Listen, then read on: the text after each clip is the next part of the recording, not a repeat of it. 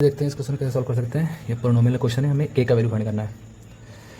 तो हमारा इक्वेशन दे रखा है F X equal to X square minus 5x plus का के, और हमें अल्फ़ा माइनस बीटा का मान दे रखा है 1।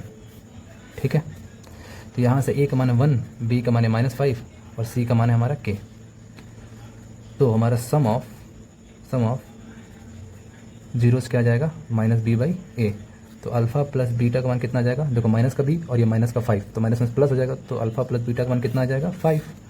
और उसके बाद हमारा प्रोडक्ट ऑफ जीरोस की वैल्यू कितनी आ जाएगी, c/a होता है। तो अल्फ़ा इंटू बीटा का मान कितना हो जाएगा, c का मान कितना है k और a का मान है 1, तो यहाँ से k आ जाएगा। ठीक है, अब देखो हमारा इक्वेशन यहाँ से, ये इक्वेशन फर्स्ट मान लो, इसको इक्वेशन सेकंड मान लो। अब यहाँ से मैं अल्फ़ा और बीटा का मान दोनों निकाल सकता हूँ। ठीक है, एलिमिनेशन मेथड से। तो फ्रॉम या क्या करते हैं, from equation first and second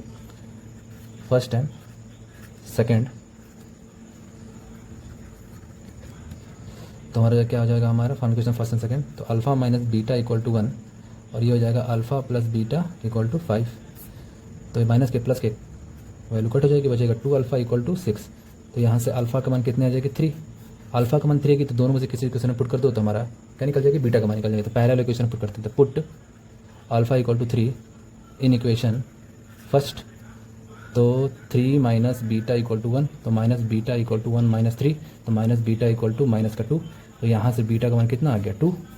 अब अल्फ़ा का मान आ गया, बीटा के मान आ गया, तो यहाँ वैल्यू पुट कर दो दोनों, तो हमारा क्या आ जाएगा, के का वैल्यू आ जाएगा। तो अल्फ़ा कितना है 3, बीटा कितना है 2 इक्वल टू के, तो 6 इक्वल टू के। तो यहाँ से के का मान हमारा क्या हो गया, फाइंड हो गया। तो ऐसे हमारा हमसे सॉल्व कर सकते हैं।